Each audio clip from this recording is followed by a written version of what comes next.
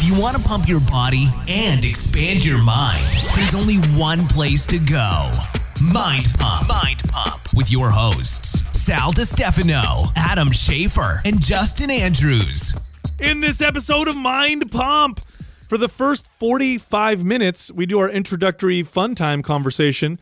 That's before we get into the fitness part of this episode. Here's what we talked about in the intro.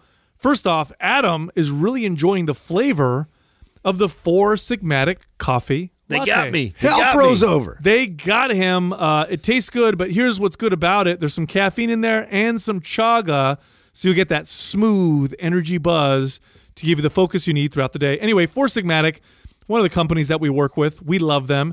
If you go to 4Sigmatic, that's FOURSIGMATIC.com/mindpump and use the code mindpump at checkout, you'll get a massive discount. Then we talked about getting good sleep and what that takes and the signs that show that you're getting good or bad sleep. And that led us right to talking about blue blocking glasses. Felix Gray is our favorite company for blue blocking glasses because they look the best, the quality's the best, and their lenses don't change everything into a funny orange tint. Yeah. Anyhow, Felix Gray is having a huge sale, 10% off 2 lenses or 2 glasses, or 15% off for 3. And they are one of our sponsors. If you go to Felix Gray, that's FELIXGRAY, glasses.com/mindpump, you'll get free shipping and free returns. Plus, there's that big sale that we just talked about. You want to double up. Then Justin talked about how there's only one Blockbuster in the world apparently still open. It's a relic. It's in Oregon. Yeah, Bend, Oregon. There it is. I'm going. Adam brought up some podcast news. Seems to be some new networks forming with big injections of cash. Luminary, I believe, is the name of the company.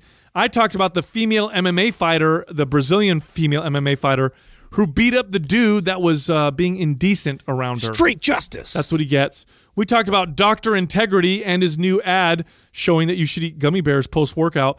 Good job, buddy. Yeah. Then we talked about Larry Wheels and how he was pressing, flat bench pressing, 245-pound barbells.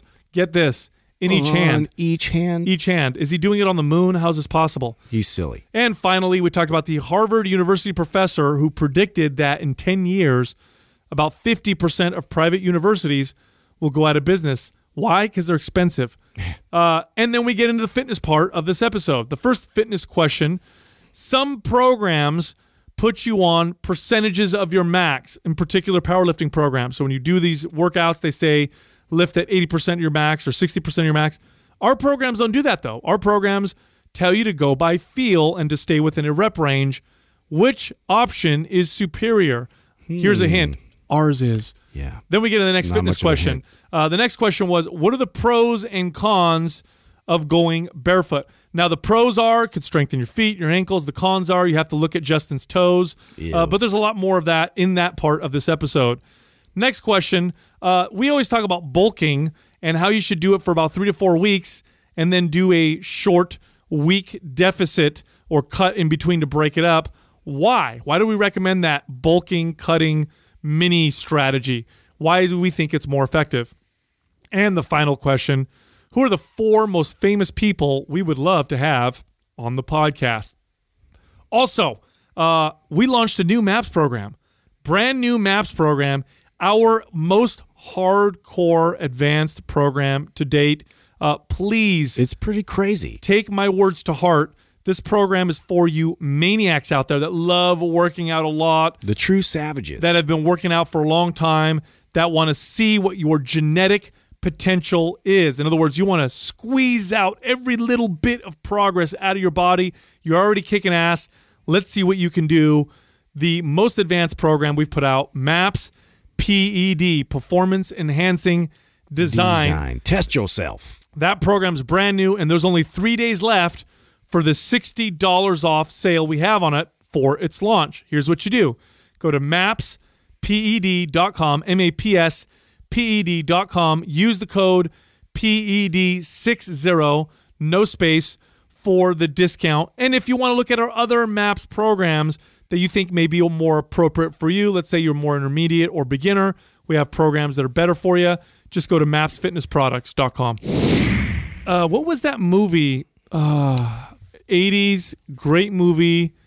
The kids make the hot chick with their computers. Oh, Weird Science. bro. Great movie. Weird. Good movie, right? That's definitely a classic. It is, but it's inappropriate. I was trying to show my kid, and I was like, wait a minute. Oh, yeah. Oh, the model in there she was fantastically hot. What was her name? I don't remember. Anybody remember her name? No. That was the only movie I remember her even being in. She was smoking back in those days. Yeah. Remember the scene where they finally open the door and she's got like the half shirt on? Yeah. It's like, yeah, and Yeah. it's like, All it's the- cold. there's always wind in 80s movies. That inappropriate? They're taking a shower together. They're talking about Yeah. having sex. I feel like when things were PG in the 80s and 90s. They pressed it. Yeah, I'm sure there was nudity, too. Well, I think you guys are tripping. Stuff today is way worse than what it was. No, the ratings now are more safe. More accurate. Dude, go watch an old PG film and you'll be like, whoa, I can't believe they were doing that. Oh, who the fuck pays attention to a rating anyways? Parents. Yeah. Do they? Yeah, when you want to watch a movie with your kid. I mean, I get in trouble for that a lot because Corey's like, this is PG-13. Oh, I didn't even know. Yeah. What was her name, Doug? What's her Kelly LeBrock. Kelly LeBrock. Ooh, Kelly LeBrock. What's she up to now? Shout out, Kelly. She's I don't know. Shout out to Kelly. She must be listening. She was on some like one of those reality. Whoa, she looks tore shows. up right there. She doesn't look good anymore. Oh no. Well, that's depressing. Well, you know what happens is you get in Hollywood. She did Woman in Red also? I remember that one. Wasn't that a song? That's the No, it's Lady in Red. Is dancing thanks, with me, Justin. cheeks to cheeks. What? That's what it was. What Do you remember the Woman in Red? That's the scene where she walks talking about a dress getting blown up. That's in Wind. Justin, you brought up Wind. Yeah. That whole the movies are based around that. He sees her. She walks across. She's like in New York or whatever, and walks across one of those subway and it vents. just blows up. And the dress conveniently. blows up, and she's like spinning in circles while it's like blowing. She's trying to keep it down, and it's blowing up like crazy. You don't remember that? Do you remember that scene? No, but I know the original scene of that was Marilyn Monroe. Mm-hmm. She's the original subway blowing up the skirt. She went with it. Mm-hmm. Yeah. Yep. That And was everybody tried to remake it after that. Everybody tried to She remake was it. the OG. Mm-hmm. Anyway, Yeah. dude, what were you raving about yesterday? What was that Four Sigmatic? They got me now, bro. Did they finally get you something that you like a taste? You actually like? They got me. They got me now. What? Actually, I should back up here. They got me. They had me at chocolate. You know, the dark chocolate was the Il Nana, but actually, I'm really enjoying the coffee latte one that they just came out with. What's the ingredients? Like, how do you make it? I don't fucking know the ingredients. I just come on, dude. You're asking the wrong guy. Yeah, I just mean like how do you put it together, not like the actual ingredients. Sal does this. This is what I do to Sal. I come in, I go, our sponsors send all kinds of stuff over. I go, hey, who sent whatever? And he's like, oh, okay, Four Sigmatic. I said, when do I take this? Morning or nighttime? That's all I say. That's all I ask. You know what I'm saying? Hey, my bad. Yeah, remember it's the mushroom coffee latte. It's fucking bomb. It's got chaga in it. It's got other mushrooms in there. Chaga being the main ingredient, 200 milligrams per dose, and a little bit of instant coffee. See a little bit of caffeine with. I like chaga with caffeine because it balances it out. Yeah. But these are all adaptogenic. So I've added it to my mushrooms. coffee. I've had it with just almond milk, and I've had it with water, and it's across the board good. So I'm impressed. And I like their supplements. They make the best. They have You're the best a coffee mushroom. snob, so I might have to try it. It's okay. Do you guys remember in Pumping Iron Yeah. when they're competing in the Olympia at the end, and they're interviewing Arnold about Franco? Because Franco Columbo, I mean, he's a terror, right? And he's shredded and he's jacked. He was a monster for his And they're size. like, Arnold, what about Franco? Like, because you were talking about Arnold about his competition, and Arnold goes, yes, but the day of the competition, he's like a child, and I'm like his father. And he goes, and he asked me for advices. It's not hard for me to give him the wrong advices. Remember that? Yeah. So Adam just takes whatever I give him. Yes. So I see. So he's the child. Yeah, no, not like that. But scenario. it's not hard for me to give him the wrong thing. Yeah. Yes. I got It's you. not, but since we're all working towards the same goal, I don't fear that. I If know, we I'm were just competitors, I would worry about that. Yeah, if we were competitors, you wouldn't be like, Sal, just give me whatever. Yeah, I wouldn't trust him. You but- would vet that information a little exactly, harder. but I know that he knows if he fucks me up, he fucks us up. So Right, it's- yeah. What did you just give me? I took an hour ago. I'm starting to feel kind of weird. Like 15 sleeping pills. Why? What are you talking about? I wouldn't do that. Yeah, he hands me Terrible. stuff, I take it, then I ask him afterwards. Yeah. What did I just take? Yeah, exactly. Anyway, dude, Felix Gray, the blue blocker glass company that we work with, glasses company, came out with and they don't often come out with sales. They don't do that. So they don't at all. Yeah, they are like, and I've had to explain this to people why they're the only partnership that we have that we don't have a discount for, and that's just because they're like the Rolex. Yeah, they're like a luxury brand. It's like Tiffany's. Blue Blockers. Yeah, you'll never find you can't get a Rolex on sale. It doesn't exist. Will never happen. It's just they've decided to brand themselves that way. And they are very upscale brand, very nice, clean, good looking brand. Yeah, they've put a lot of money in the research and the quality of their product, and that's where they won't flex. But now they're doing, and I like this, you get 10% off if you get 2 pairs of glasses. Oh, they're doing a sale? Or 15% off if you get 3. Now here's why I like it, because with the blue blocker glasses, Felix Gray's got 2 types that you can get. Now, besides the different styles, where you can get different styles if you want to wear black frame or brown frame or different whatever styles of them, there are different lenses that they sell. And the main ones that they sell are the daytime blue blocking glasses, which block less of the blue light than the nighttime ones. Now, the reason why that's important is you want to block some of the blue light when you're working on your computer at work to prevent eye strain and headache and that kind of stuff, and to protect your eyes. But you don't want to block all the blue light, because otherwise your brain starts to perceive that it's time to go to sleep, and that could kind of make you drowsy. So then they have the nighttime one that blocks more of the blue light, and that's for helping you sleep. So now that they have the discount, you can get 2, the daytime ones and the nighttime ones. Boom, 10% off. And what's cool is your ritual. Both of them don't change the color of the TV or your computer screen, which is so cool to me. No, I was... that was the big selling fact for me originally when we found them, and then when we find out how great they are, then it was like, okay. Otherwise, everything's orange. Yeah, you don't look like you're going to a rave. Yeah. Yeah, I tried watching a movie in the orange ones, and it was just a pain in the ass. Yeah. You know what I was watching? So with my kids, it was at night, and this is when we first started messing around with blue light blocking glasses. This is right around when we started reading the research and the science, and I was like, oh shit, there might be something to this, especially for nighttime especially. So I got myself just your traditional orange ones. This is before we worked with Felix Gray. So you put them on, and they're orange lenses, and everything is orange that you see through them. Yeah. And that's how they block the blue light, right? And my kids wanted to watch one of those like New Earth or whatever documentaries on Netflix. Yeah, like Our Planet. Yeah, completely ruined it. Because part of the reason why you watch those is the vibrant beauty of that would. So I put it on. I'm like, Earth isn't that cool. Like, what is this, Mars? Yeah. This is bullshit. Yeah, Jessica's like, oh my God, look at that snake and look at that vibrance. I'm like, fuck. Turn them off.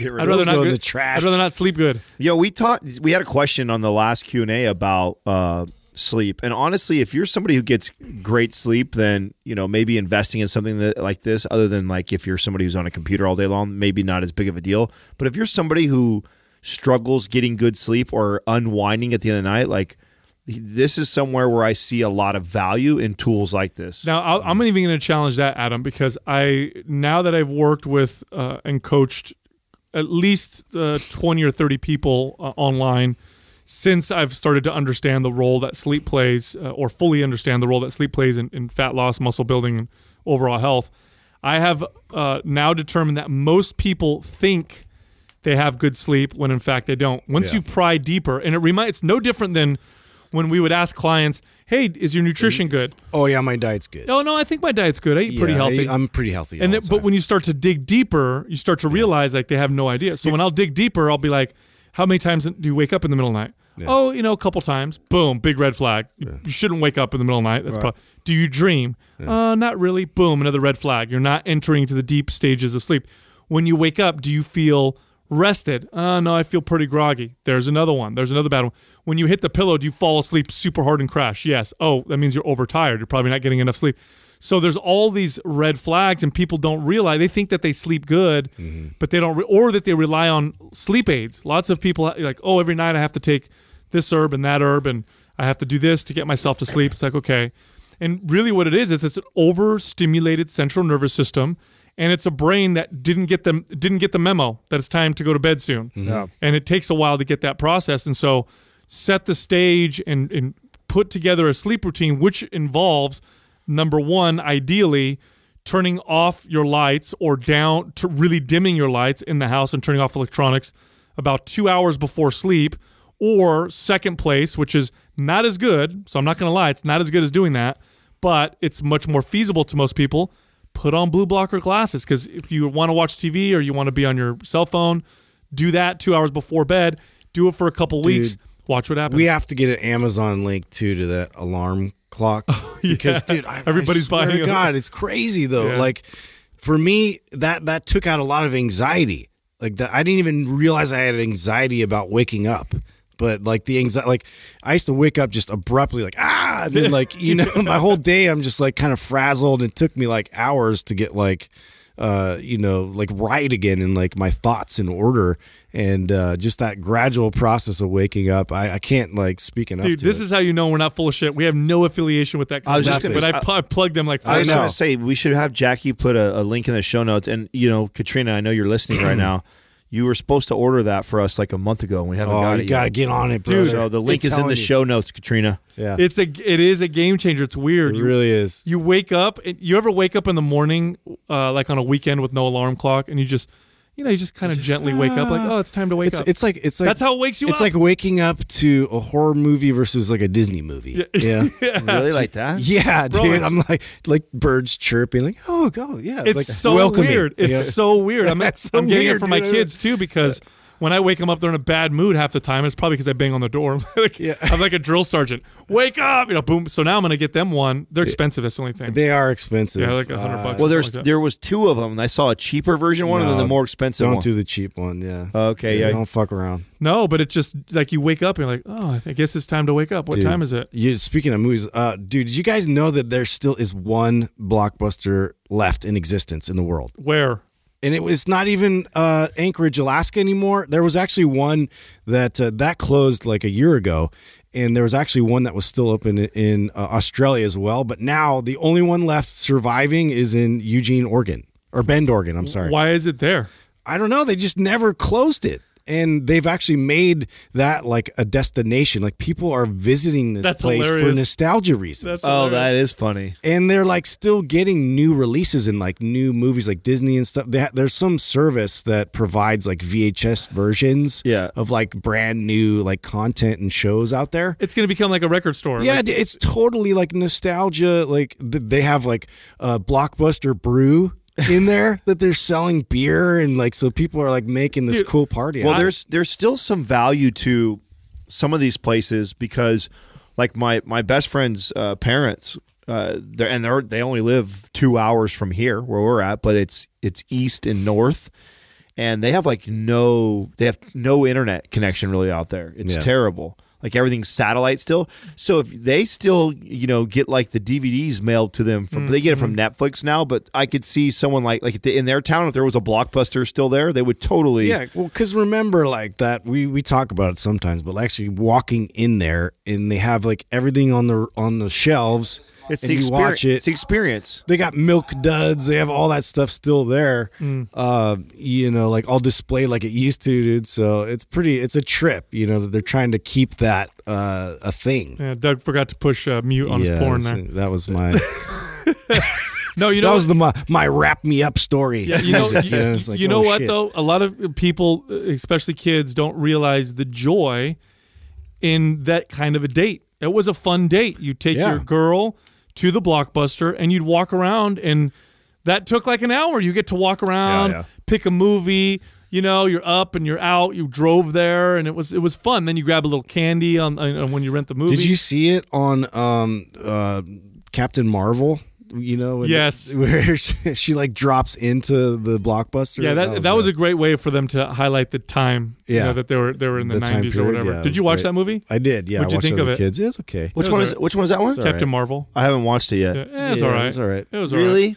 I'm telling you, Shazam, the best superhero movie I've seen in a long time. Yeah, and it was because it was hilarious. It was funny. It was really well made. Okay, I'll check that out. Captain Marvel was, Yeah, it's okay. So I got some podcasting news for you guys. So this company, Luminary, they just got funded $100 million, and this is going to be interesting for us in our space and any of those that are listening. I heard right now. about this. Yeah. So they are building like their own network. They launched literally today. So they're launching today. They have 40 shows underneath them that are commercial free. It's under a paid wall though, right? Yes, $8 a month. So this is going to be interesting to see what happens here, because these companies are picking up a bunch of podcasts like ourselves that have already a large network of people that are listening, and then they're bringing it under an umbrella of a network, and then saying, okay, we're going to pull all the ads off, but then it's an $8 a month subscription to be a part of. Interesting. I wonder how much they're paying. Do they own the podcasts? Well, I would imagine, let's say if they were to try and acquire us, that what they would have to do is they would have to say, okay, you guys make X amount of dollars in advertising, so we're going to pay you X amount per year to be a part of our network. Mm-hmm. But then they wouldn't own us, though. You know what I'm saying? Well, you'd be exclusive on their platform. Yeah, for whatever you draw up is that's the what I mean. contract. Like, they don't own these shows. You know what I'm saying? Well, like, they don't own them and produce the them. exclusivity of it, they would. Yeah. Right. So we wouldn't be able to take this and go also put it on YouTube. Right. But if we left, then we could use the brand. Oh, we yeah, could you use the can't name. put it on YouTube. Oh, yeah, that's a deterrent. Well, yeah, it'll be exclusive to their streaming service. Huh. They're going to have to, I mean, if they're getting big podcasts, they're going to have to pay some serious money. They are. They're all big ones. That's the idea. Really? So it'll be. I mean, they got $100 million in funding. So obviously, $100 million. $100 million in funding. That is crazy. So are they literally trying to spearhead like just like Spotify was trying to be the Netflix of audio or whatever? Like they're trying to be like that for podcasting. I do believe so. Wow. So here's what's interesting about that. Yeah, what a difficult position to be in, because how many times do not brands, but new models come out that then fail. So you're looking at a company like that, and part of you is like, okay, they're going to pay me this much. They got $100 million funding, but is this model going to work? Because if I sign with them and they don't work, that could ultimately hurt me. You know what I'm saying? I could see this. Totally. It would never work for us, mainly because I don't think that, one, we don't allow a lot of commercial stuff with us. Two, we only pick commercials or brands that we already personally fuck with, so it's very easy to tell organic stories of us using it. So I don't think it's our ads or our commercials for products are as annoying to our consumers as they are for a lot of other podcasts. Most other podcasts take like whatever 10 minutes of like reads. Yeah, whatever brands that will pay them. Like the post office. Doesn't matter what it is. They will take it if they pay well, and then it's a read at the front of the podcast, and it's 6, 8, 10, sometimes longer minutes when you start off, and so most people go through that. And I would imagine that there's a good portion of those people that would say, hey, listen, if I had to pay $8 a month to like make sure I never had to hear an ad on my favorite podcast or two again, I would do that, because I feel that way about streaming. So Spotify, Pandora, I pay the extra fee for no commercials. Yeah, because see that right there proves the model. Because part of me thinks, why would anybody pay $8 a month when they can listen to podcasts for free? But then they've already proven that with the paid for music models, because you can listen. I use Pandora for free all the time, but it's got commercials on it, and a lot of people are willing to pay money to do it. I do it on both of those. So now, how profitable are these platforms through that? Like, and do you think that eventually they'll be able to have two options? Like they do. So they already do. Okay. So they have a free option still, paid. But if you want the premium content and with no commercials, that's interesting. So they're taking a page, which is Pandora and Spotify's model also, is you can still use their platform, but if you want the premium stuff, you got to pay the extra. And part of the premium is eliminating ads in there. I don't know if I would do it with podcasting. I find it very annoying with music. Music, I get in a flow. I'm in a vibe. I'm in a flow. I have a beat going. I'm either working out or I'm really dancing. Stark contrast. Yeah, and then and then all of a sudden you get to a commercial. That's really annoying. Which I could see people that have podcasts where they do in the middle of their episode go, and let's get a break from our sponsors. Like right when it's getting good in the conversation, and then they break. So there's podcasting friends of ours that segment their show in multiple parts, and they throw commercials in there. We hung out with some friends recently that do 6 commercials per episode, which I think is a ton.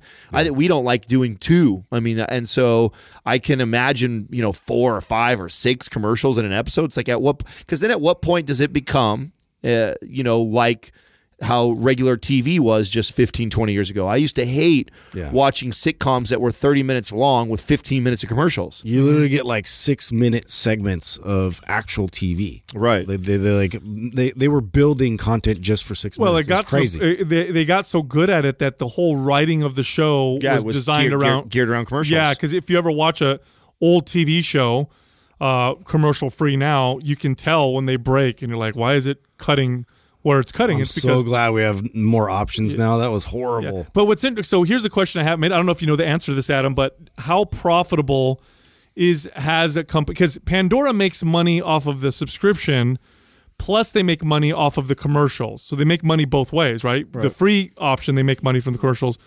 So is this company going to make money off the subscription, but also make money off the commercials, so that if the podcast run with the commercials, they get the money for that too? I would imagine so. You think so? I would imagine. And how so. profitable are the companies that are doing this now, like Spotify, Pandora? So that is an interesting question that I don't know the answer to. I would assume that more people are more like me.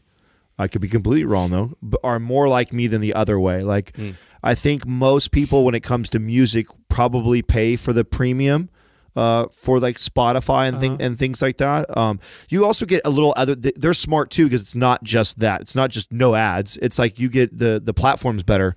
So like I get like I love to. You can also pause, rewind, skip, all that stuff. Yeah. I also, and you get recommendations to other music that's in that genre. Right. If you like this, you'll probably like this, and this. That's awesome. It also does the lyrics for me. So someone like me, who was the kid who, when I used to buy CDs, I'd open up the CDs and artwork and I would read all the words. So with podcasting, how would that work? Because as of right now, you can download a podcast for free. You could fast forward it, rewind it. You could do all those things. You could skip certain segments of it. So they don't control it quite as much as they did with music. Like music was controlled still, right? Like it was free, but I can't create a playlist necessarily for free, rewind and do that kind of stuff.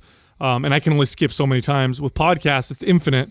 So I don't know if the value is as much. You know what I'm saying? The only value, I don't know, and maybe I'm wrong, but it sounds like the only value is you just don't have to listen to a commercial. Yeah, I don't disagree with you. I think this is going to be really interesting for us to watch what happens in our space. I don't know. It's very competitive. There's enough people giving free content that is pretty much ad-free anyways. I don't know if enough people will. Then again, when you look at, so I've never been this guy either. I don't think anybody in here is this person either. The number one podcasts are like murder mystery stuff. Yeah. Oh, yeah. So if those are if those are the number one, you got to think that those are also flooded with the most ads, right? Sure. So those probably have the most commercials. Now, if I'm listening to my favorite murder mystery story podcast and I'm getting it broken up every 30 minutes with commercial breaks, I probably would pay an extra $8. Especially if I'm that into that podcast that I'm listening on a very regular basis. So, and it is a kind of a generational thing. Like I come from the generation that got used to breaks.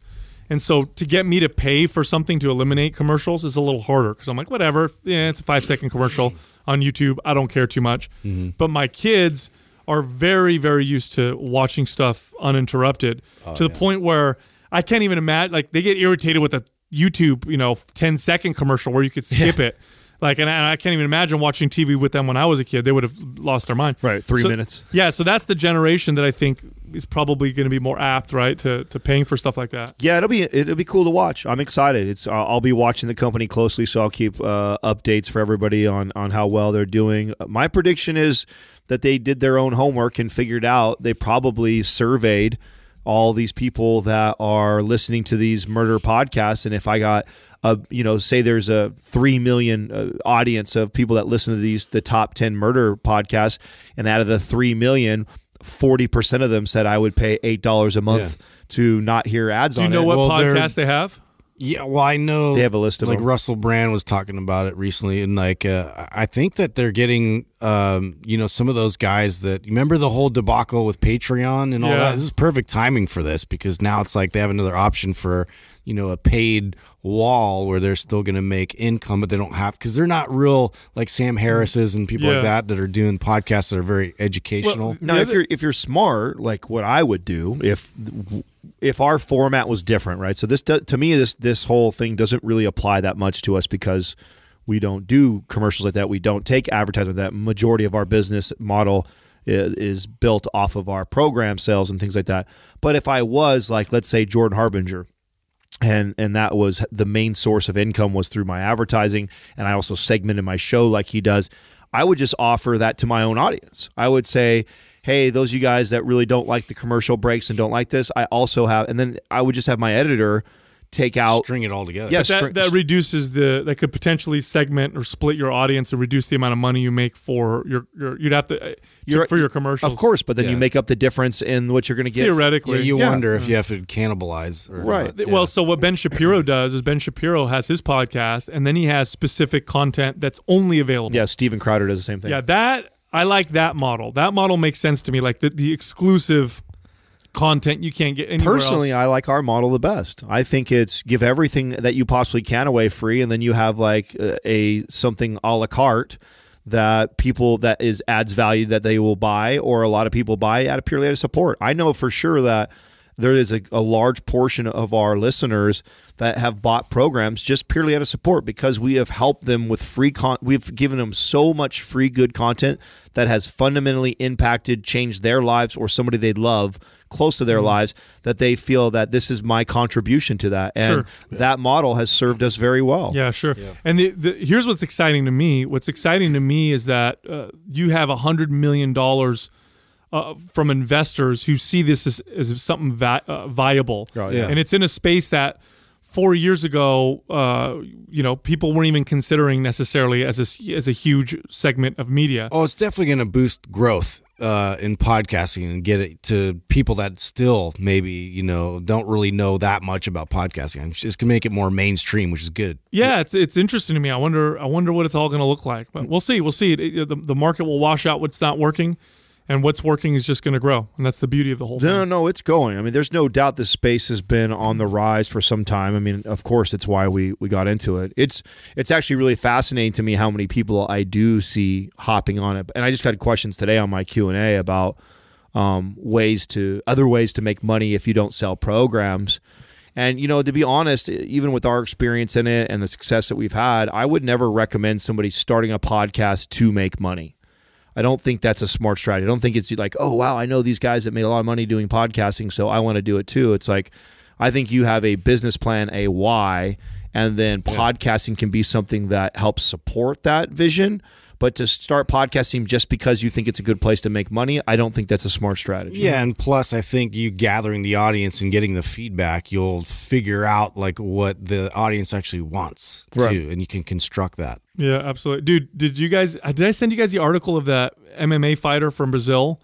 No. So there's this. Oh, you told me about this. So let me see what her name is. I'm not in the loop. What Joyce Vieira. Okay. So she was doing some photos on the beach, and she was wearing like a kind of like a thong one piece type thing, and some random dude, some fucking creep, walks up and starts jerking off. No way. He did. Oh, he starts jerking off. Oh my So God. she's like, hey, stop doing that. And he goes, no, I'm not going to stop. He goes, I know you like it or whatever. So she kicked him and he punched her back. And then he realized very quickly he made a mistake because she beat the shit out of him. No way. Yeah. You guys send that link to me. That guy. This was in Brazil? Yeah, I think she's a Brazilian MMA fighter, but that's oh my gosh. It says, is that guy mental or what? Yeah, it says here, this is a quote from her. She says, when the guy saw that it was going to get real, he started screaming. and then he started to run away as other people were trying to, because she beat the crap out of him. Yes. How great is that? That's so Justice, awesome. street justice. Yeah. Well, dude, these a female MMA pro fighter will beat up most average guys. That's a fact. For sure. Yeah. Most average guys are going to see a girl and think, hey, you're going to get your ass kicked. Did I ever tell you the story of in jiu-jitsu when one of the female instructors choked the guy to sleep? Did I ever tell you guys about this? I feel like I have heard this story. I don't know if it's been on the podcast. She was not she was an average size girl. I don't know, 130 pounds, 140 pound, athletic build or whatever. She wasn't even a black belt. She was a purple belt, which, purple belt you have, typically anywhere between, 3 to 5 or 6 years experience. So you're pretty damn good and you can teach classes. And this guy comes in to take the class. And every once in a while we used to get this in jiu-jitsu where you get the dude that comes in and he wants to do the full sparring and just goes right out of the gates and goes super hard and doesn't realize he's going to hurt himself, because when you go really, really hard, if you go really hard against me and you don't know what you're doing, but you're trying using all your strength, and I put a submission on you, that means my submissions they're gonna come on faster, and I have to put them on a little quicker and a little tighter. You got to grip harder. And the odds that you're gonna get hurt are much higher, especially when you don't know what you're doing because you're moving the wrong way. You're thrashing into it. And every once in a while that would happen. Some dude would come in and his ego would get checked, and not because anybody's malicious, but just because he's just thrashing, doesn't know what's going on, and he'd get hurt. So anyway, this dude comes in, and he's like a normal sized dude, I don't know, 180-pound man. And he comes in and signs up for the first class. And the way jiu-jitsu class starts is we do our we do our exercises first. So it's like warm-up drills, jiu-jitsu drills on the ground. You're doing what are called shrimping on the ground. You're doing your rolls, all this different stuff. Then the instructor, which this day was a female, teaches us a technique, and then you take your partner and you drill this technique over and over. And then the last hour of jiu-jitsu is full contact sparring. You go against each other and you go 100. Try to get the other person to tap out, and then once they tap out, you start over, and that's it. So at the very end, this guy goes, he goes, "Oh yeah, I want to spar." She's like, "Well, it's your first class. Maybe you should." And he's, "No, I'm ready." She goes, "Look, this is your first time. Why don't you go against me for your first class since I'm the instructor?" And the face he made, you could tell he was just like, "All right, girl, I'll go against you," like whatever. Yeah. And we were all like, I was looking at this guy and I was like, I hope he doesn't think I hope he doesn't get cocky because she's gonna hurt him. And so sure enough, they're going against each other, and she's playing on her back because she's being kind of trying to go easy with him, and she catches him in something, and he picks her up and runs off the mat, trying not to get submitted. And that's like a big no-no. That's a big don't do that. So he does that once. She tells him, "Don't pick me up and bring me. I know you can pick me up. Believe me, if I wanted to, I could do a different submission and whatever." And he rolls his eyes at her like, "Yeah, right. I had you or whatever. I could have slammed you." So she's like, "Okay." So she puts him in a triangle choke. He tries to pick her up again. This time she hooks his leg so he can't. And he goes to bed, goes to sleep. Night. Yep. Goes, and she lets go, and he's snoring on the ground. And he wakes up. It's like, bro. He never came back. His ego did not like that. Humble pie right there. Got a humble pie. Did you see your boy, your Dr. Integrity, and his ad with gummy bears? What is he doing, dude? What is he doing? I love that guy. Gummy bears bouncing never. He's a relic. He's an old relic. Nobody gives a Who's shit anymore. Still even talking about that? He's irrelevant. I still see every once in a while. I see somebody rocking a Jim Stepani or a Jim Army what shirt. a fucking Jim Army? idiot. Yeah, I see some Shreds shirts out there. What still. a stupid Do you post. really? Yeah, I've seen one the other day. Such a stupid. It was an ad. It was an advertisement for, and I don't know what he was selling, one of his stupid products, and he's talking about how gummy bears and pixie sticks, these are great post-workout, and he's explaining it scientifically. Dextrose and fucking glucose, and you need to post. Yeah. Why are you promoting fucking candy post-workout? You're in the fitness space, you shit. Fine, but why don't you tell me to eat honey or something? Eat something that's a little bit not so processed and a little healthier. He's kind of sending the wrong message, don't you think? Oh wow! Look at he's even got the gummy bears on his website now. I wonder if he's getting sponsored by Willy Wonka. Yeah, there you go. Yeah, get some pixie sticks. Oh man, what it is, and it's so old. It's tempting for trainers to do this because it's what people want to hear. Of course. I mean, you're a young kid. I'm 17 to 23.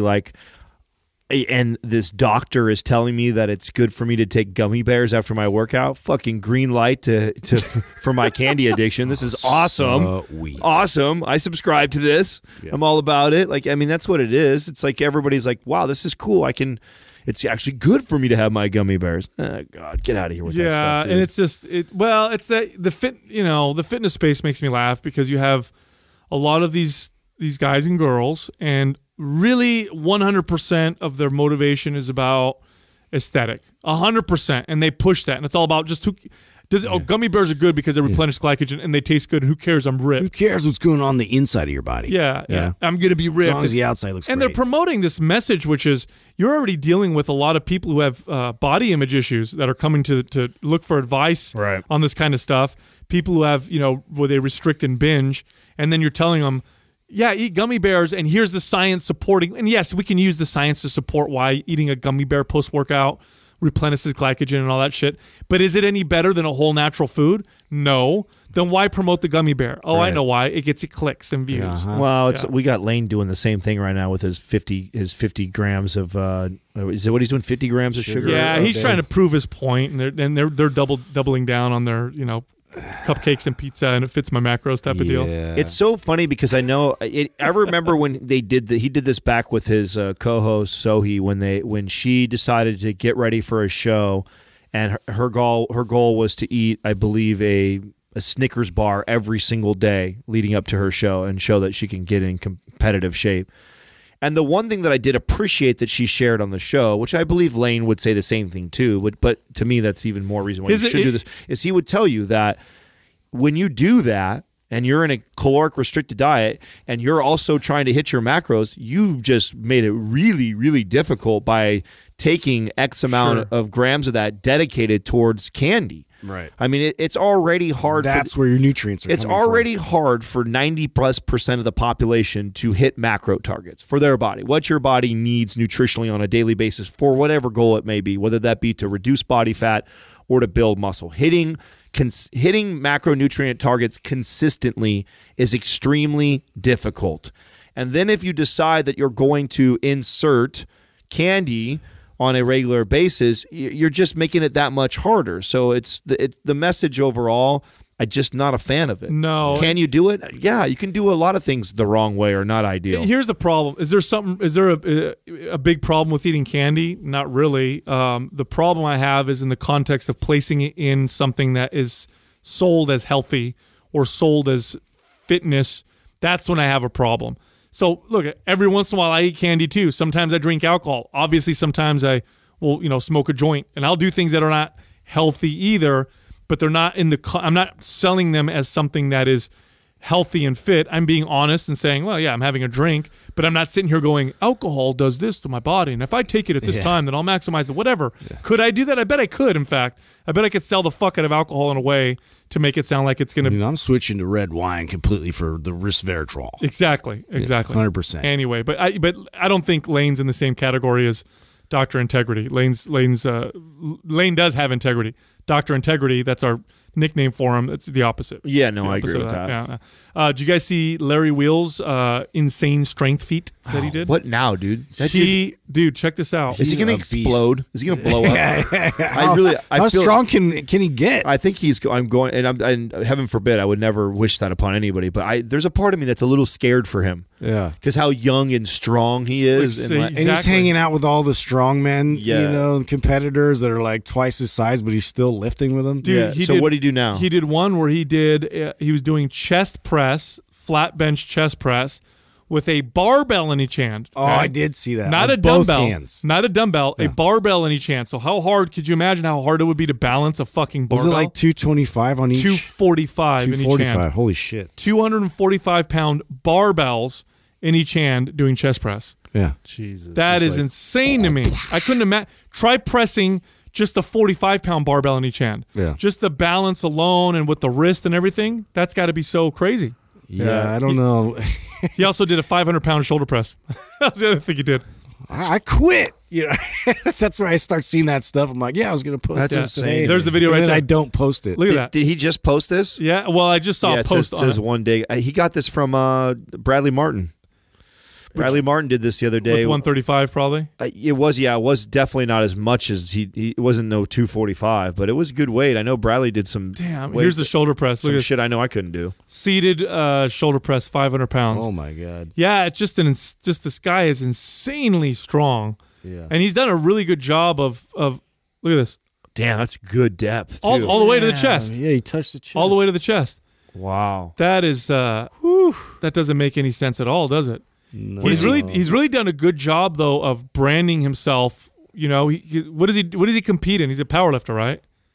Does he compete in powerlifting? I don't know. I don't know if he actually even competes. Does he? I don't even know about that. Scroll up down to the top of his profile and show me if he actually. I think that is the top of his profile. No, the top. Oh, there we go. There you go, right there. Yeah, I don't think so. It doesn't say there. Yeah, I think but he's done a good job of just promoting himself through these different types of things. So he's like the legit version of what Brad Castleberry is trying to be, right? Yeah. I would love to see a competition between him and Castleberry. Yeah. Oh, everybody's been calling that guy out forever. He's not going to do anything. He's not, is he? You know what's funny is he's still impressive, but he just he threw that shit on there for extra.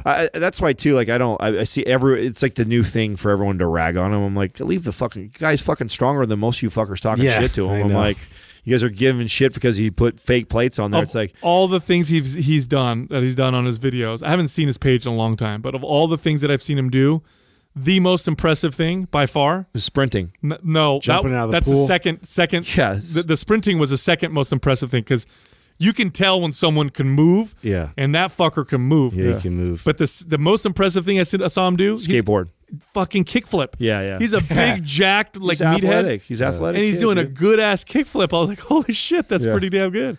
Yeah, no. At the end of the day, he's an impressive little turd himself. You know what I'm saying? All these guys are like ragging him because he did the. I mean, but I guess he made his bed. Now you got to lie in it. You know, That's the thing. Yeah, that's what you get for lying and There's shit. always dudes like Larry Wheels out there fucking throwing It's like, weight. why would you do that? I don't understand why you would why would you lie about something when you're already like You're already a badass. Yeah, you're already a badass in that. Like 95% of people will never be able to do what you're doing.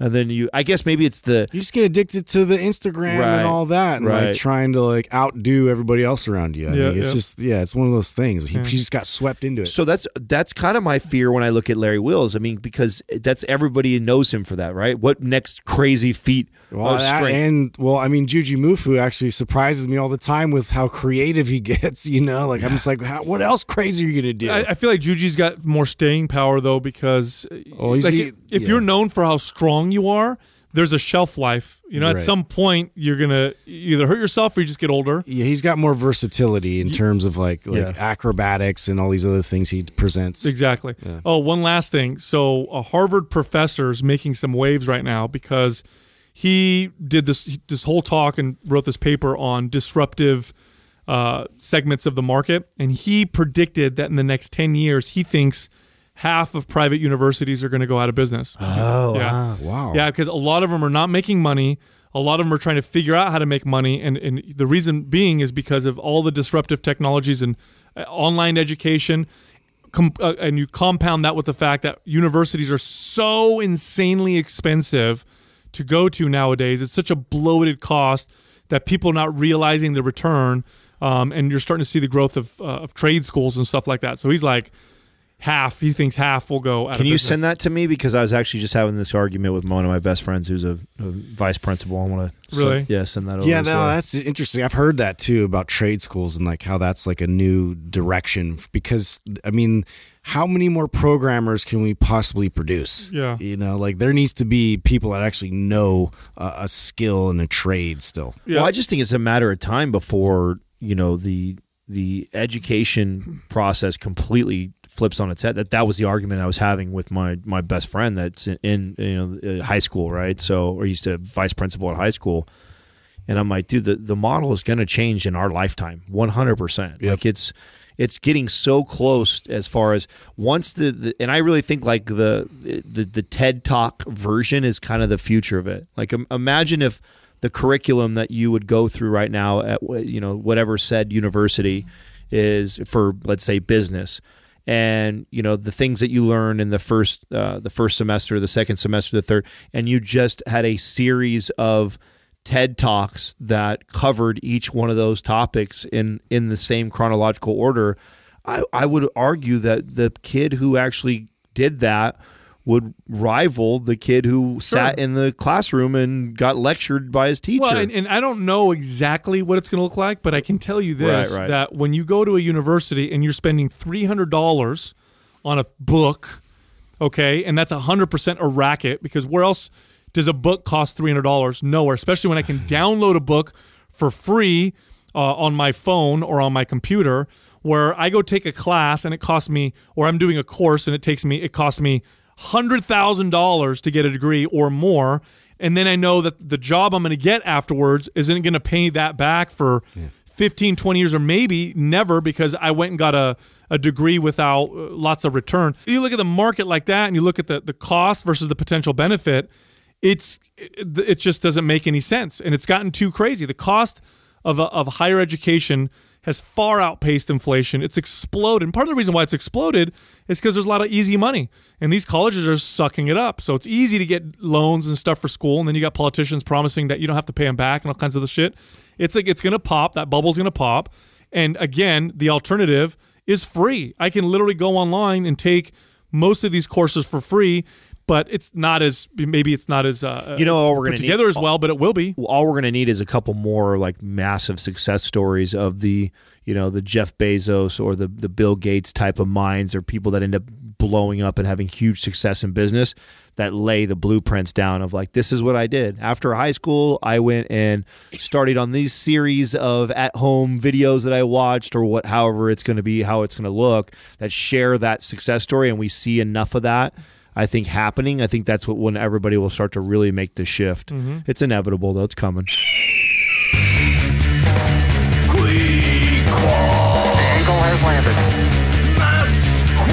Today's Squad is brought to you by MAPS Anabolic. If you're looking to maximize your overall muscle and strength, MAPS Anabolic is the perfect place to start. With a full 30-day money-back guarantee, there is absolutely zero risk. So what are you waiting for? Go to mindpumpmedia.com and get started today. It's the motherfucking Quad. The eagle has landed. Qui-qua. First question is from Mike Adams 7. When warming up and working up to your working weight, do you go by percentages or just intuitively? My buddy is doing Wendler's 531 and working off straight percentages. Is that ideal for getting the maximum effect at higher weights without burning yourself out on the way up? Yeah, there's a little bit of a debate. I don't know if it would be a debate, but I get this question quite a bit, where especially powerlifting programs, which if you're going to, of all the fitness programs that are out there, those are the best ones typically. Usually, because they actually have some science and some programming in them. And so, when we first entered into the space and we looked at all the programs, like if you look at Olympic lifting and powerlifting programs, there's definitely rhyme and reason put in there. And they go by percentages where, one workout is 50% of your max, effort or whatever. Another day is 80% or whatever. Now, here's why we don't go by that, and here's why I never did. That works really, really well or it can work really well for the advanced athlete, but for most people, going off percentages doesn't work because there's so many factors that can impact how heavy or light a particular weight feels. Yeah. And so I know when I'd work with everyday people and I'd say today is 70%, that 70% today is maybe a 90% to them because it's gonna fluctuate. They didn't get good sleep or because their stress, was high or because they didn't have good nutrition.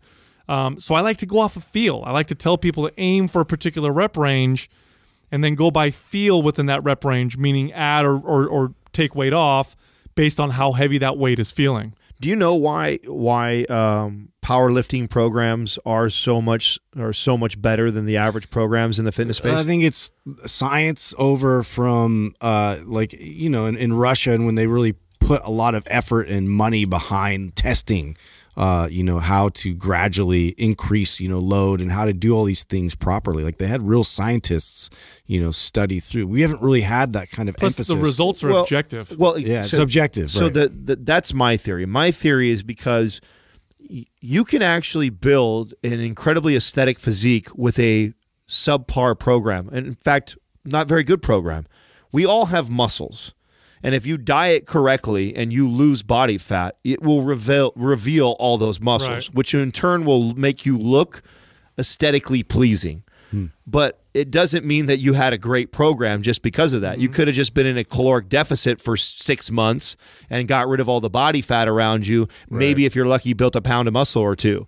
But with strength programs, where i.e., powerlifting programs, where you have to get ready for a meet, and you started somewhere, so you can't fake it. You can't. You started. I started deadlifting and squatting and bench press and overhead press. These were my numbers. But they're not considering aesthetics at all. Not at all. It's all about performance, and there is something that you can measure like that, and you can say, okay, before I started the program, my bench press was this, my squat was this, and then you go through the program, and at the end of that program, if those numbers didn't all increase, then it was probably a shit program. So there's no room for cheating these programs. Like you couldn't write a good powerlifting program and it be shitty, or else people would find out about it really quick. And so therefore a lot of the science supports it. Now, what we see in our space and a lot of the competitors that put out programming for people to look better, there's lots of room for garbage, because if someone diets really well, they'll get lean. They can get shredded. Yeah.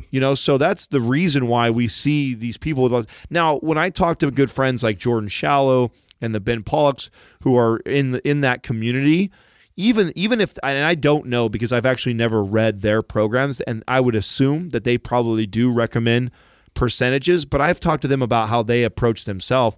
They do that for the program so people have a guideline or a direction they should head in. But they go by feel. Almost anybody and everybody that I know that's been lifting for a long time does not go bust their calculator out and go like, oh, this is 60% of my max. Therefore, I'm going to do it. Exactly. I'm supposed to do 8 reps with this because it's this percentage. And then they go lift it and they're like, I can only do 6.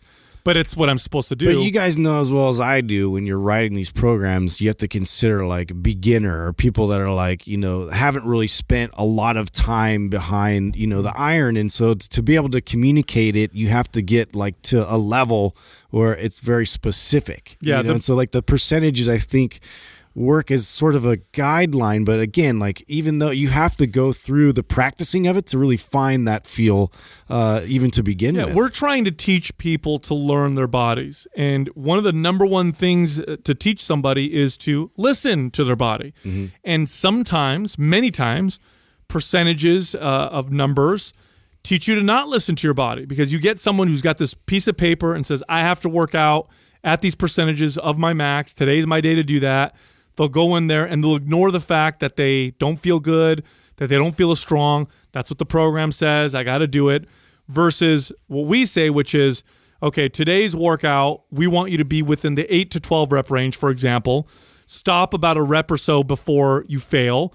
If you go above and you're outside of that rep range, add some weight. If you're below that rep range, then you need to take some weight off. Just stay within there and go by feel. And that allows you to train your body based on where your body is at. And that is a skill and a behavior that you want to teach, you want to learn. One of the best things I could ever teach a client, day one is that, like, go by how you feel. Because again, we see this oftentimes, right? People show up and they just hammer themselves even though they probably shouldn't. So teaching your client to kind of listen to their body, it's a great way to gauge the intensity, the frequency, the reps, all that stuff. And so that's why our programs are that way. But you're right, Adam. Aesthetics is purely subjective. Bodybuilding is purely subjective. You're judged by your appearance. And the problem with it being so subjective is they don't know what they could have looked like. Right. You know what I'm saying? Yeah. In other words, if they follow a shitty program but they get lean because they diet properly and they look in the mirror like, wow, that program really worked. I look good. They don't have anything to compare it to because they don't know what they could have looked like with good workout programming like MAPS. Right. If we were able to do that, if it were possible, maybe we had some advanced AI machine that said, plug in these 2 programs and see what your potential would look like. Yeah. Then they'd see what they were predictive. Yeah, they would see what they were missing out on. Like, oh shit, that's what good programming can do for my aesthetics. Yeah. With strength sports, it's purely objective. You either got stronger or you didn't. Right. And this program made you more strong than the other program. Therefore, this program is more effective, and that's why those programs seem to be much more well-written. But definitely, will we ever use percentages in the future in our program? Perhaps, if applicable. But for the most part, I always tell people go by feel. I could see us using that if we were to write a powerlifting program. If it's applicable, right? Right. It makes sense. That makes sense. But even then, I think that we would still write in the blueprints of that is also the feel portion right, of that. Right. This is what you should be gauging or going for today. But if feeling, not that strong today, reduce, listen to your body. No matter what, we're always going to default back to that because, and this is the major Achilles heel to our good buddy's program that he wrote. He's invested a lot of money and a lot of time in building this app that's all AI, and it's supposed to, you're supposed to be able to enter your weights in, and then the next day you go to do your workout and it automatically spits out exactly what you're supposed to lift for you. It does all these calculations. We have the formulas. We have the calculations like this guy's asking about.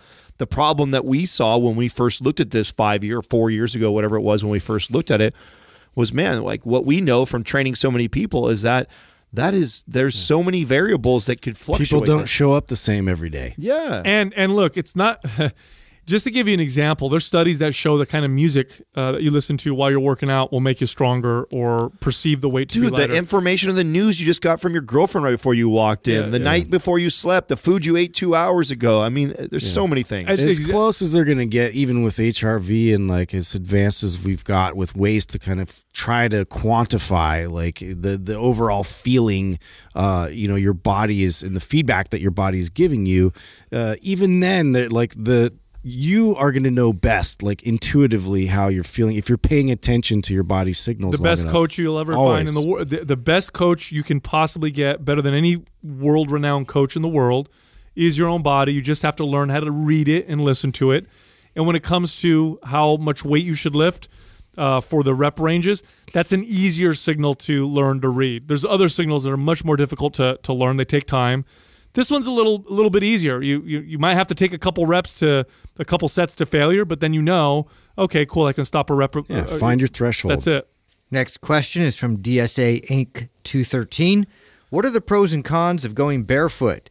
What are your opinions on barefoot shoes for everyday wear? Well, if you don't want to get laid, wear the shoes every day. That's great. I like them. Great birth control. Yeah, I remember when this fad or whatever you want to call it went gangbusters. It was back when I had I remember too. Yeah. my personal training studio, right when I first got it. And I'd have clients who were runners. And there was this, I think it was a documentary that was on. Is it Born to Run, that book that came out? Or maybe a book. I read that book. Yeah, and they were talking about there was this guy who went and observed these cultures that were just exceptional runners.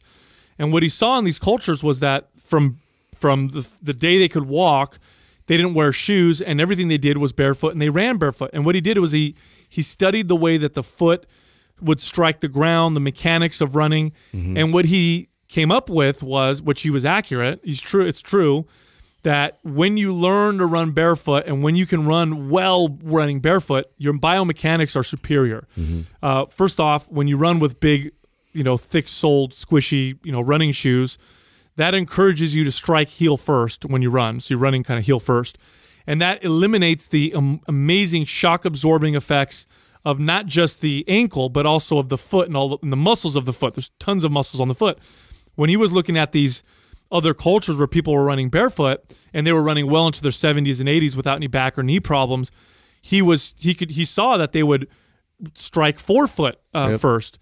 And that's because of those shock-absorbing effects. So then it's caused and created this huge, this huge fad of minimalist shoes. Everybody needs to run barefoot. Here's the problem with that. It was like 0 to 100. Oh. And that was the biggest thing. You saw people starting to get injured, having ankle problems, having knee problems. And it's because there was no gradual, scaling of that. It was just, I went from having these huge moon shoes to now I have like nothing. And I just have, flat and then my toes without any training and prep for that. No, well, here's the thing. These cultures that these people witness, and if you look at hunter-gatherer societies, they never wore shoes. So talking about the day they could walk up until they die, everything they did, their running, their walking, was done barefoot. They've not only developed recruitment patterns that are appropriate for being barefoot, but the muscles of the feet and the toes and the ankles and the way they balance, all these things have developed over years and years. Now, you or I or anybody else listening right now who grew up in modern Western societies, the second we could walk, we were probably put in shoes. So our feet and our bodies molded around the shoes. If you think you could go from, and you're a 35-year-old man or woman, or even a 20-year-old man or woman, and you're like, cool, I think I'm going to go barefoot because it's better for me, and you go barefoot, you're going to hurt yourself because you are totally deconditioned to do so. It takes a long time to get to the point that you do that. I remember I had a client who she, read about this or whatever. She always wore high heels all the time, and heels, can be bad for your back and all that stuff. And so she started just going barefoot at home all the time. And she ended up getting, what's it called on the bottom of your foot? Fasciitis. And issues in her ankles. And she's like, what's going on? I told her, I'm like, okay, you got really good at walking in heels, and you just took them off and went without them for a long time. That can cause some big problems. So you got to start slow, that's for sure. Yeah, I trained barefoot yesterday. So I think it's great for people. I think it was something that I was lacking. One of the things that Dr. Brink did for me when we met, it's been almost 4 or 5 years now, right? When we first met, and he had me take off my shoes and then walk in a straight line for him and then perform a squat. He really broke me down and started with my feet and said, you have weak ass feet. Your feet are completely weak when you drop down into a squat. Your feet are pronating, and then that's causing problems all the way up the kinetic chain. And I had never been spoken to about my feet. I mean, I've had many of other trainers and peers of mine look at my squat, and we break down my squat, how my squat could be better, and I'm doing this, I'm doing that. I've never had somebody tell me to take my shoes off and then break me down from the feet all the way up. And it was incredibly eye-opening for me. Completely changed how I looked at my squat, completely changed the breakdown that I had and my focus. What became okay, let's see here. I gotta really strengthen my feet, my ankles, and then work my way all the way up. You took your time, didn't you? Oh yeah, no, it was 2 years of this. And if those that have been listening to the podcast for a long time know, because there was a while there when I was on a kick where I was, I'd take the dogs for a walk barefoot almost every day. I would make sure as soon as I got home, I'd start taking my shoes off earlier than what I would before. And, then I started, implementing barefoot workouts occasionally. But you got to, like Sal's saying, you got to be careful if you're somebody who's been so, like if you have a really shitty squat with squat shoes or even regular shoes on and you can't do ass to grass, and then you all of a sudden decide you're going to go barefoot, you're going to be in a world of trouble. You're going to break down. Like I couldn't go into barefoot deep squatting right out the gates. Like I had to first address all my mobility issues.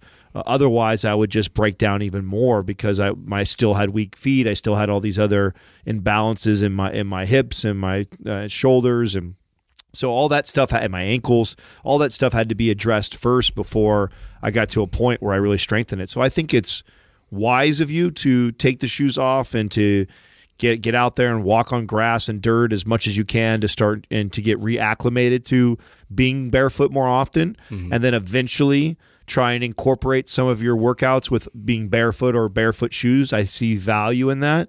But again, it's a process. It's not I went from being somebody who was wearing shoes all the time to all of a sudden now I'm bought into the barefoot shoes. And here's the other thing to understand and consider. You're an adult. If you're an adult and you do all these foot exercises and all these ankle exercises, you will improve dramatically, but you'll probably never get to the point where your potential was had you started walking barefoot and doing all these things as a child. And this is the truth. Like, Adam could do all the foot exercises he wants for the rest of his life. Developmental window. He missed that window of being a child, walking barefoot and whatnot. Our feet are permanently deformed and different. If you don't believe me, you go online and you can Google, hunter-gatherer feet versus modern feet, and you can see that our feet clearly have been molded and shaped to our shoes. And the reason why I'm saying this is just to respect it, like to respect that there's a big difference. And because I've seen a lot of people hurt themselves because they're like, oh, cool, I'm going to wear the barefoot shoes and I'm doing everything now. Yeah. And then they come to me and they're like, I hurt myself. My ankle's hurt. I hurt my knee. I hurt my hip. So you got to respect it and take your time and go real slow. Dude, I remember, I used to wear running shoes all the time, or like even like basketball type shoes where I had this like big lift in my heel, and just to go from that to Chucks, like more flat, like sole type shoes that had a little bit of flex was a dramatic step. And that took me a long time to get used to that and like work through sort of the little aches and naggy like pain and tightness as a result. But then going from that and then, graduating to like more barefoot movements and all this type of stuff. It's been game changer. Well, that's what you had. That was to my point too, right? You got to be careful if you have poor ankle mobility and you go squat barefoot, it's going to make your squat worse. So that was like super important that before I squatted barefoot, I had to first work on the ankle mobility. Otherwise, it just makes the squat even worse. So if you have, because when you are in a heel rise like that, it allows more travel for your knee, which allows you to get into a deeper squat because you're in an elevated heel. You go all the way to flat, and then you try and do that deep squat barefoot, and you're going to break down even more. So you have to, if you don't have the ankle mobility, it's going to compensate harder. Yes, exactly. So if you don't have the ankle mobility to go ass to grass in shoes, you're definitely not going to have it when you're barefoot. So address the mobility issues in your ankle and simultaneously be working on strengthening your feet before you decide to start doing these workouts barefoot, especially when you're talking about squatting. And it's funny, too, the wisdom of some of the old-time bodybuilders is present when you learn all this stuff. Arnold used to love working out barefoot. In fact, that's what he was kind of known for, which is interesting, right? That the is guy, interesting. just by feel, he would, and he talked about it when I would read his Encyclopedia of Bodybuilding. He talked about how he enjoyed working out barefoot, especially when he worked out his legs. Next question's from I'm Pitiful. Wow. I hear you guys talk about bulking and recommending doing 3 to 4 weeks in a caloric surplus followed by a week or so in a caloric deficit. Could you explain why you recommend this strategy and how to implement it? There's 2 reasons why we recommend this. The first reason is, and I'll speak just for myself, and we'll see if you guys echo this. From my experience training people, behaviorally speaking, it's superior because it more mimics real life. Real life, when you're eating normally, sometimes you're going to have more calories, sometimes you're going to have less calories.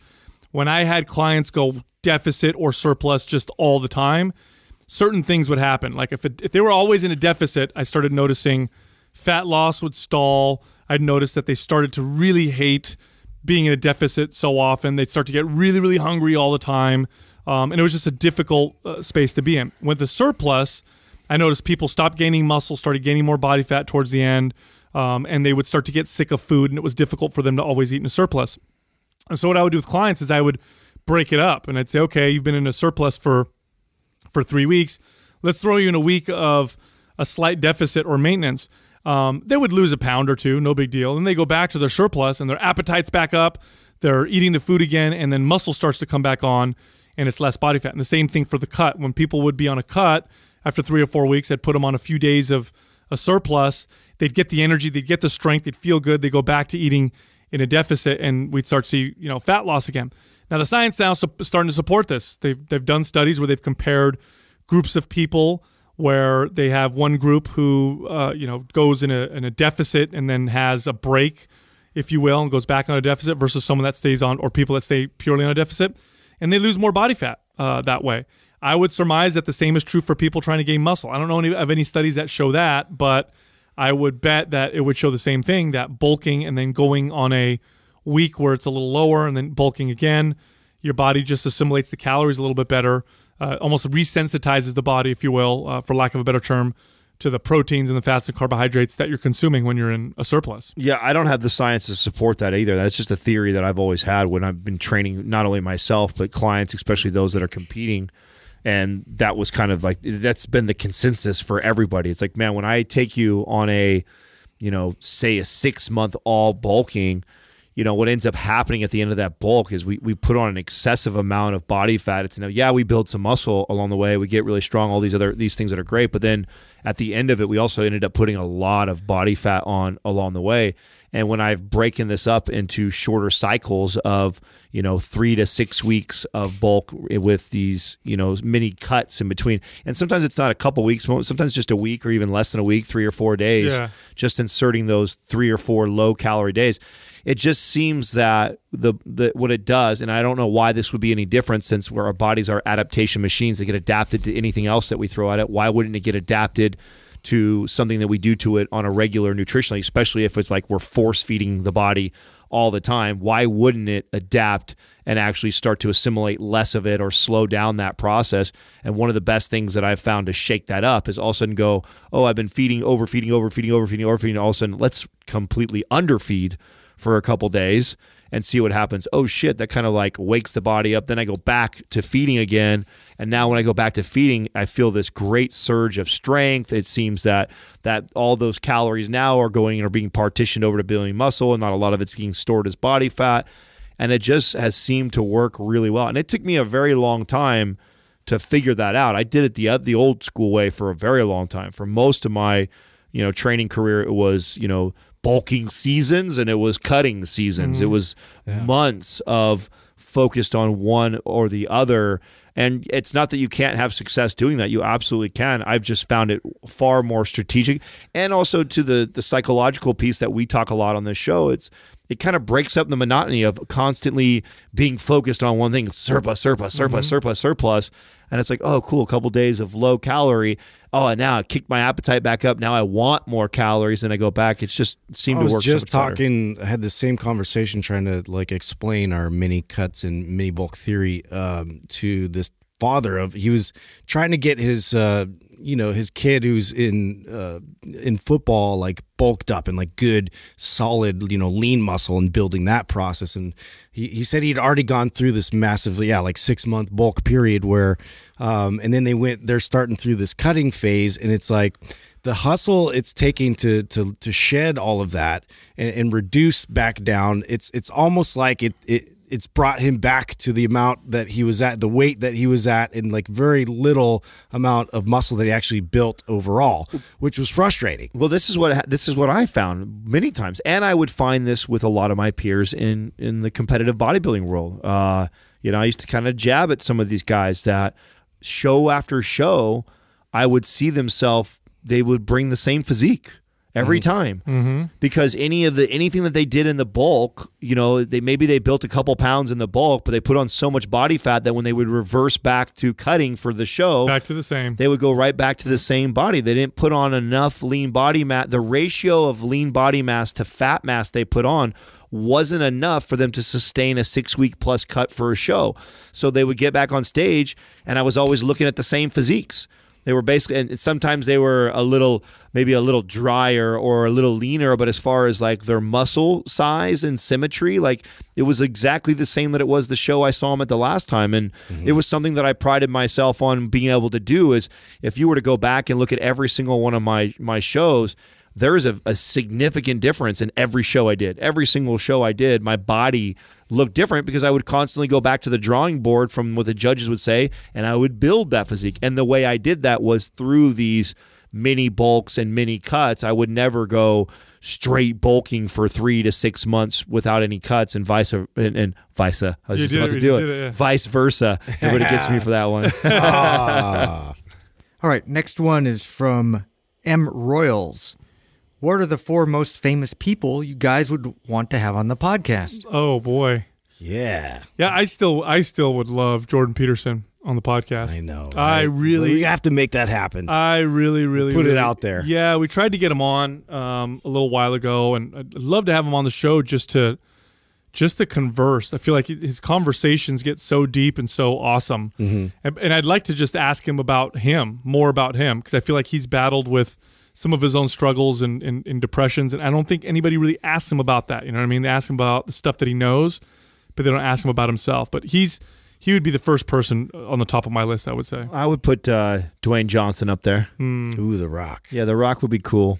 I think he would be just a cool relationship and connection. I think he's full of personality, so I think you'd put on an incredible Why show. is he so likable? Let's deconstruct that. Right. I think so. I think if someone like that, I think just getting them in the room would be a blast and fun. So does anybody have as much social media pull as that guy? I feel like he's one of the most influential. Like Kevin Hart's close, but not quite. And so is my other person I would love, which is Will Smith. I would love Will Smith really? too. Yeah, I think Will Smith's a very interesting character, and I think he puts out a ton of good content. I think he's got a killer story. I think would be a killer person to have. So there's my 2 that come to mind right away. I remember Will Smith when he was a rapper. I do too. Summertime. That song still is a great summertime. That is the summer song. Yeah, and especially here in California, summertime comes around, that one's on the radio. I mean, you guys know me. I would love George Lucas, because I want to know his mind now after selling the franchise, like all of his thoughts around it. Like, he do what drives him now today? Does he do very many interviews?